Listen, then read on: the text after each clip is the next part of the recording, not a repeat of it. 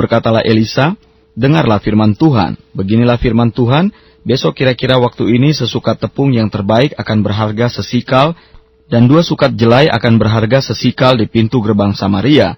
Tetapi perwira yang menjadi ajudan raja menjawab abdi Allah, katanya, "Sekalipun Tuhan membuat tingkap-tingkap di langit, masakan hal itu mungkin terjadi?"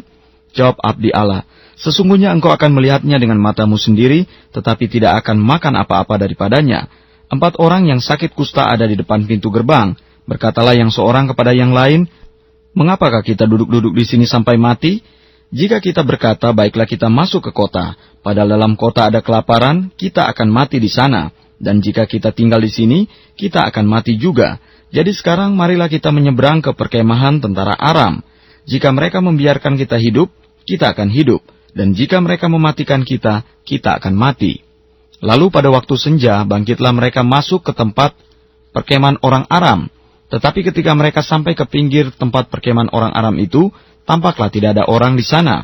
Sebab Tuhan telah membuat tentara Aram itu mendengar bunyi kereta, bunyi kuda, bunyi tentara yang besar, sehingga berkatalah yang seorang kepada yang lain, "Sesungguhnya Raja Israel telah mengupah raja-raja orang Het dan raja-raja orang Misraim melawan kita, supaya mereka menyerang kita.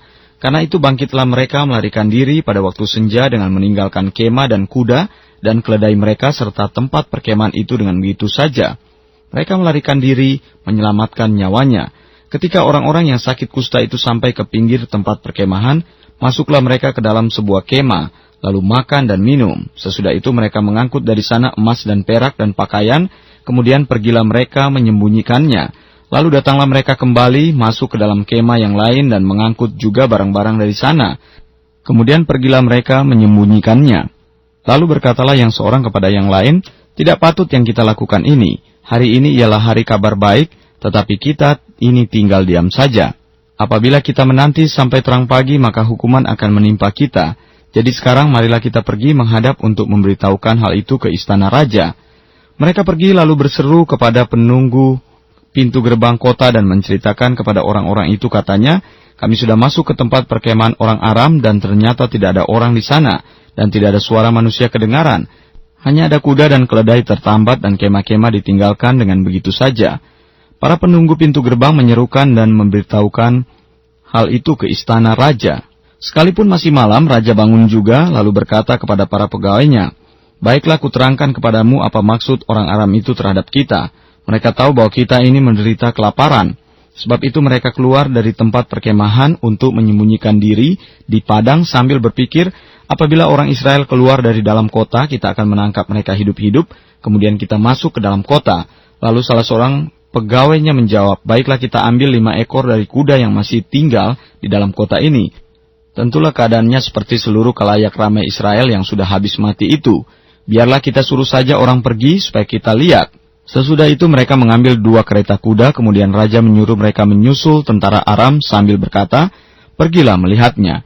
Lalu pergilah mereka menyusul orang-orang itu sampai ke sungai Yordan, dan tampaklah seluruh jalan itu penuh dengan pakaian dan perkakas yang dilemparkan oleh orang Aram pada waktu mereka lari terburu-buru. Kemudian pulanglah suruhan-suruhan itu dan menceritakan hal itu kepada raja. Maka keluarlah penduduk kota itu menjara tempat perkemahan orang Aram.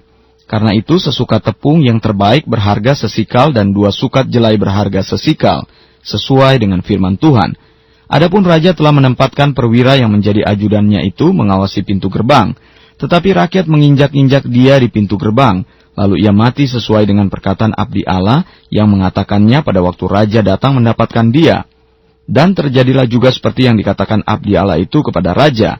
2 sukat jelai akan berharga sesikal, dan sesukat tepung yang terbaik akan berharga sesikal. Besok kira-kira waktu ini di pintu gerbang Samaria. Pada waktu itu si perwira menjawab abdi Allah itu, "Sekalipun Tuhan membuat tingkap-tingkap di langit, masakan hal itu mungkin terjadi?" Tetapi Elisa berkata, "Sesungguhnya engkau akan melihatnya dengan matamu sendiri, tetapi tidak akan makan apa-apa daripadanya." Demikianlah terjadi kepada orang itu, rakyat menginjak-injak dia di pintu gerbang, lalu matilah dia.